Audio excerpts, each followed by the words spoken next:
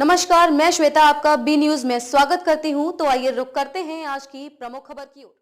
प्रयास किया जा सकता है कि आपको पता, क्योंकि जब न्यायालय व्यवस्था जो है हमारे कोर्टरूम की व्यवस्था और न तो किसी कानून के तहत बने किसी नियमों में लिखा है कि कुछ व्याख्या होगा और उस पर एक कुछ ही कुर्सी होगी और फिर बाकी जो पार्टीज हैं, पक्षकार हैं और वकील वो नीचे खड़े होंगे और खड़े होकर ही बहस करेंगे, चाहे वो कितने भी बाद एक अधिवक्ता के रूप में आज आप दिखाई दे रहे हैं, तो ये पूरी जर्नी कैसी रही? मतलब किस तरह से आपने सोचा कि अब मैं एडवोकेसी में जनता को न्याय दिलाऊंगा? सर्विस में रहते हुए भी मैं इस न्याय व्यवस्था का हिस्सा रहा हूँ, क्योंकि लगभग 15 साल में रेवेन्यू कोर्ट और क्रिमिनल कोर्ट के रूप में प्रशासन अधिकारी रूप में रहा। तो न्याय व्यवस्था से तो मैं शुरुआत से ही जुड़ा रहा हूँ, चाहे एसडीएम हो, चाहे कलेक्टर हो, चाहे वन कमिश्नर के रूप में भी। अब सेवा से त्यागपत्र देने के बाद भी मुझे लगता है कि इस व्यवस्था से जुड़े रहना ज़रूरी है, कि इसके माध्यम से बहुत लोगों को न्याय हम दिला सकते हैं। और अब चूँकि उन पदों पे नहीं हैं और इसलिए ये हमारे पास मौका है कि एक अधिवक्ता के रूप में कार्य करते हुए हम लोगों को न्याय दिलाने में मदद कर सकते हैं। बालाघाट आने का आज क्या उद्देश्य था आपका?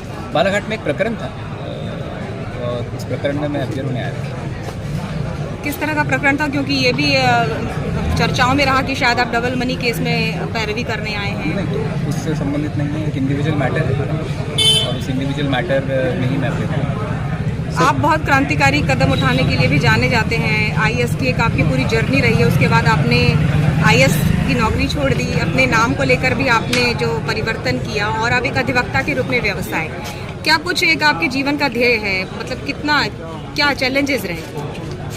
21 साल लगभग मैंने आईएएस में बिताए हैं, अलग अलग पदों पर रहते हुए, और यही प्रयास किया है कि आम जनता के लिए, लोगों के लिए कुछ काम कर पाएँ, उनकी समस्याएं हल कर पाएँ, या फिर उनकी जो मांगे हैं, उनकी जो ज़रूरतें हैं उनको पूरी कर पाएँ। और अभी मुझे लग रहा था कि इसका दायरा बढ़ना चाहिए, जो हम काम करते हैं उस काम को थोड़ा और स्थायी स्वरूप प्राप्त होना चाहिए। उसी उद्देश्य से फिर मैंने त्यागपत्र दिया है और अब सामाजिक क्षेत्र में काम कर रहा हूँ।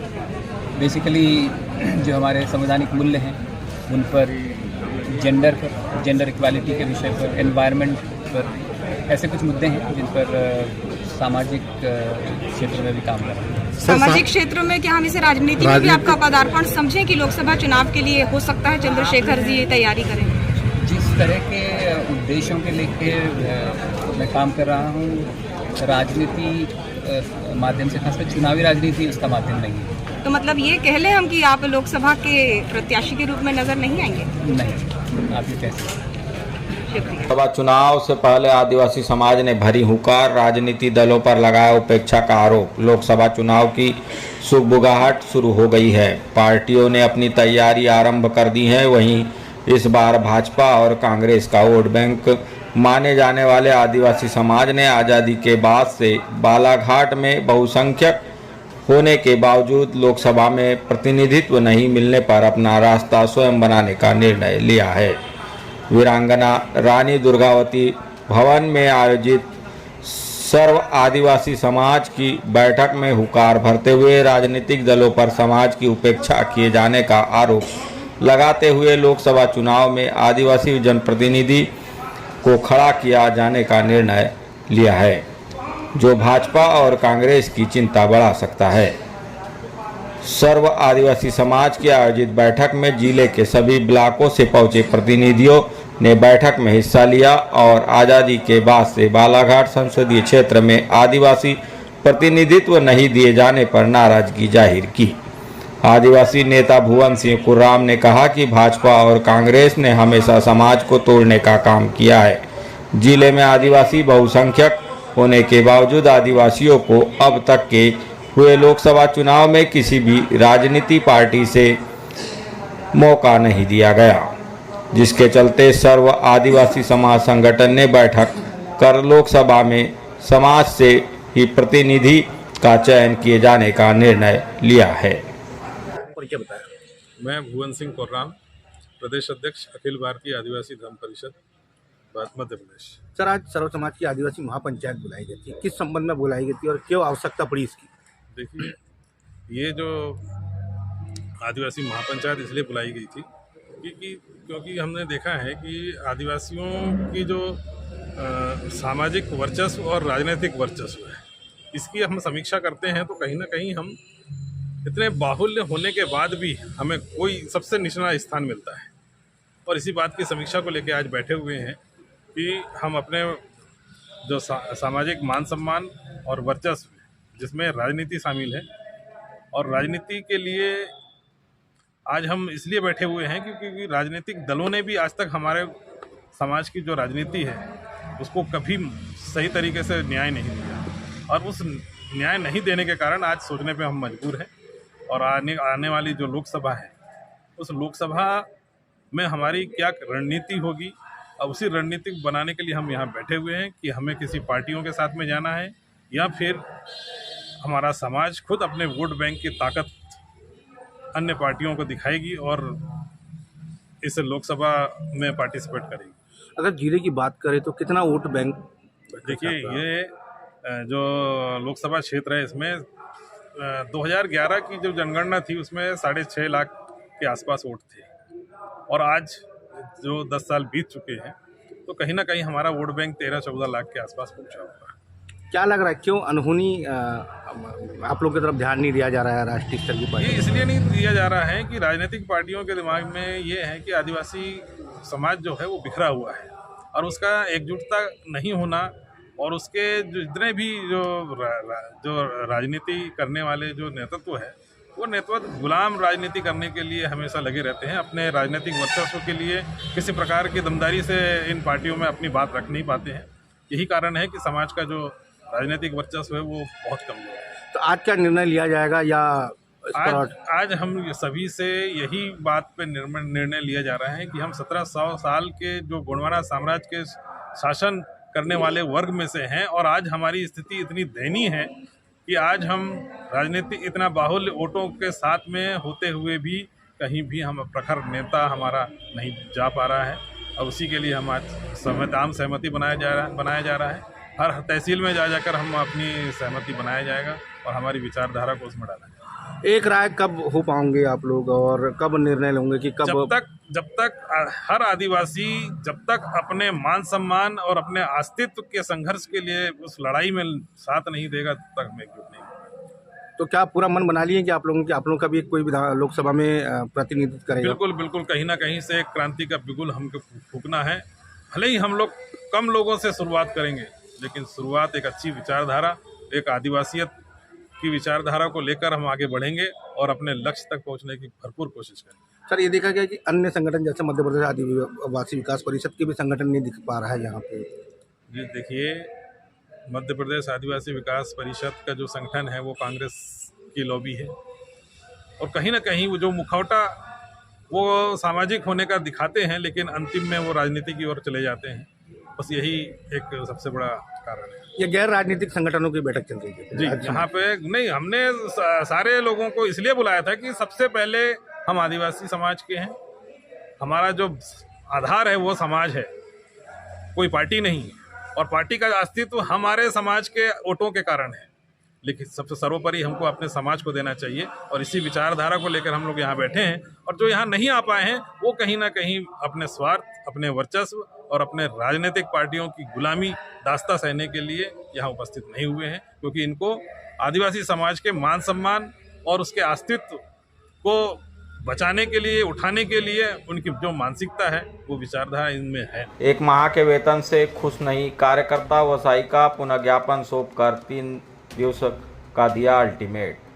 3 माह का वेतन एकमुश्त जारी नहीं करने पर काम बंद, हड़ताल की दी चेतावनी।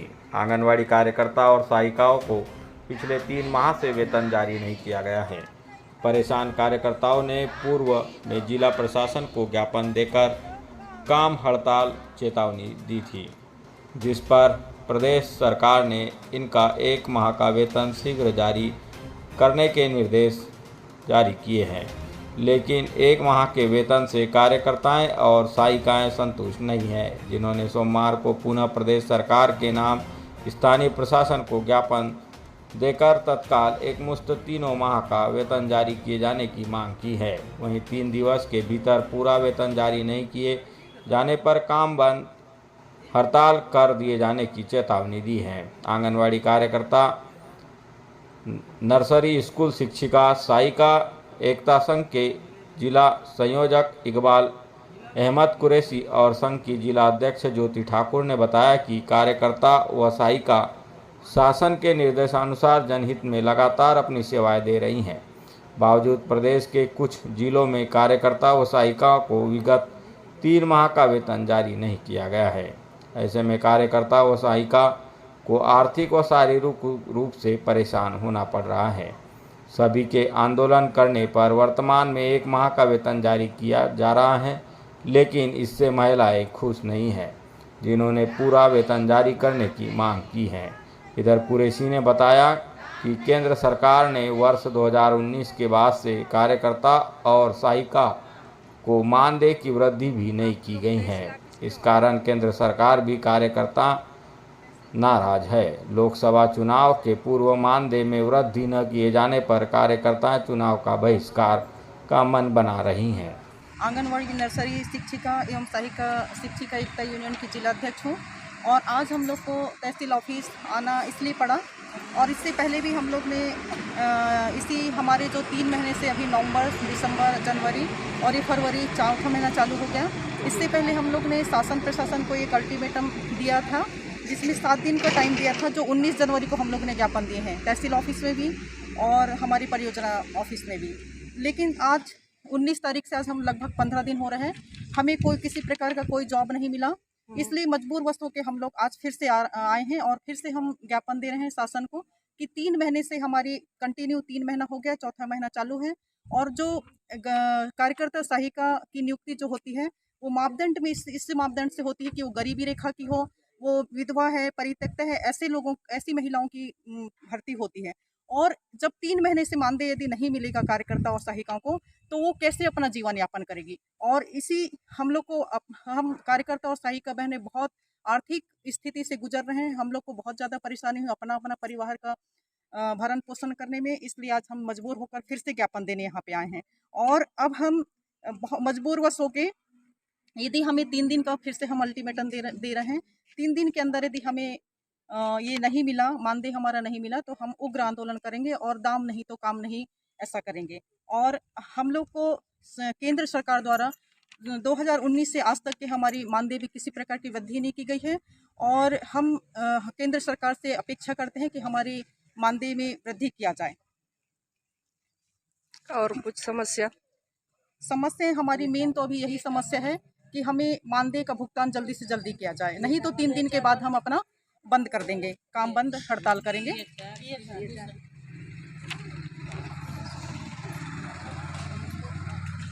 और कौन कौन सी मांग है आप लोगों का?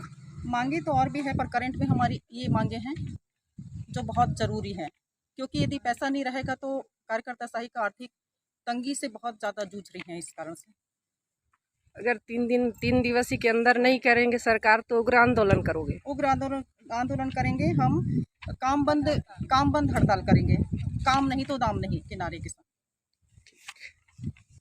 सहायिका है कि जो नियुक्ति की प्रक्रिया है उसमें गरीबी रेखा, विधवा, परित्यक्ता ऐसे मापदंड का निर्धारण करके इनकी नियुक्ति की जाती है और इस तरह की नियुक्ति प्राप्त करने के बाद शासन की विभिन्न योजनाओं का क्रियान्वयन करते हुए कुपोषण मुक्त करने, गर्भवती धात्री महिलाओं की सुरक्षा के क्षेत्र में और शासन समय समय पर जो भी काम को सौंपती है उसका काम निर्वहन करते हैं। और केंद्र और राज्य सरकार द्वारा महिला सशक्तिकरण के लिए विभिन्न आश्वासन दिए जा रहे हैं कि हम ये काम कर रहे हैं, वो काम कर रहे हैं।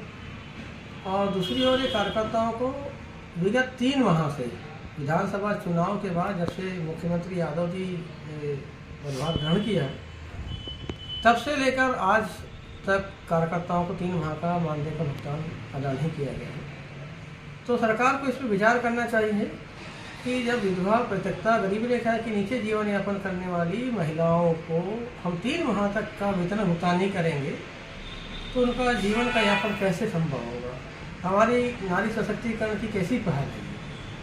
दूसरी ओर कि हर कर्मचारियों के लिए केंद्र सरकार राज्य सरकार द्वारा समय समय पर वेतन वृद्धि, महंगाई भत्ता, समयमान वेतनमान, ये सारी चीज़ें लागू करती हैं।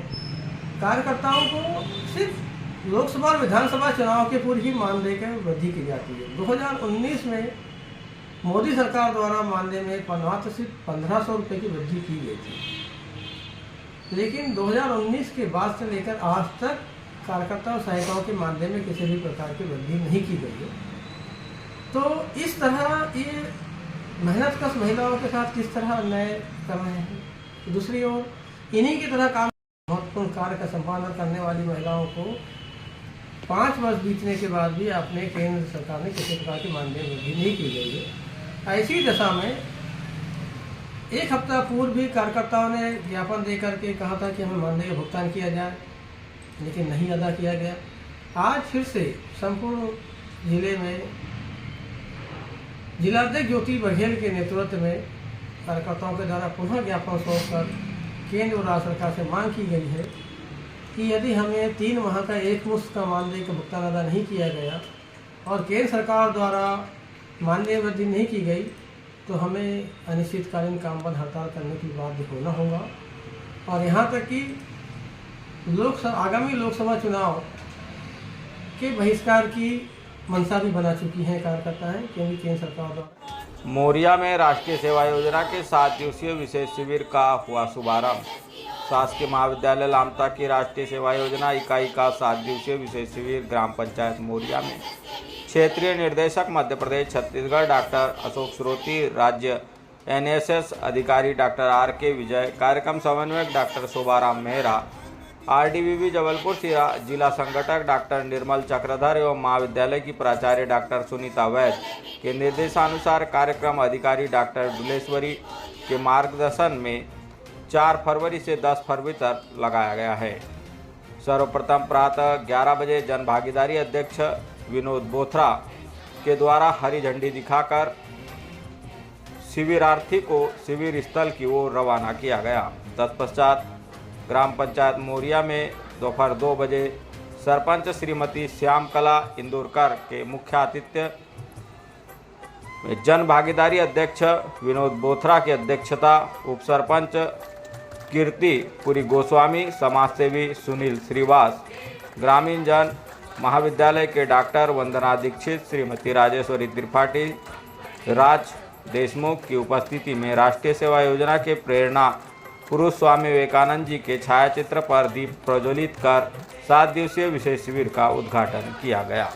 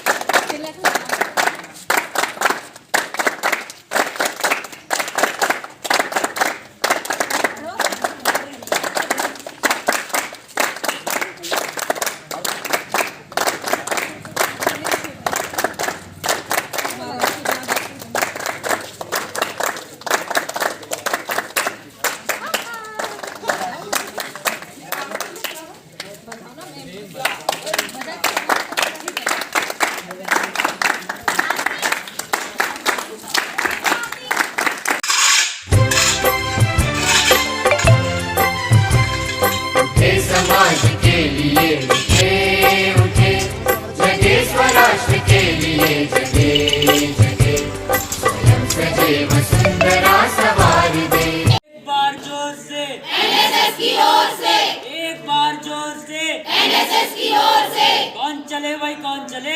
एनएसएस के वीर चले। कौन चले भाई कौन चले? एनएसएस के वीर चले। कौन चले भाई कौन चले? एनएसएस के वीर चले। दाल बाटी चूरमा एनएसएस के सूरमा। दाल बाटी चूरमा एनएसएस के सूरमा। एनएसएस की टोलियां बोले मीठी बोलियां। एनएसएस की टोलियां बोले मीठी बोलियां। खबरों में अब तक के लिए बस इतना ही। फिर होगी आपसे मुलाकात ऐसी ही किसी बड़ी खबर के साथ। तब तक के लिए नमस्कार और देखते रहिए बी न्यूज समाचार।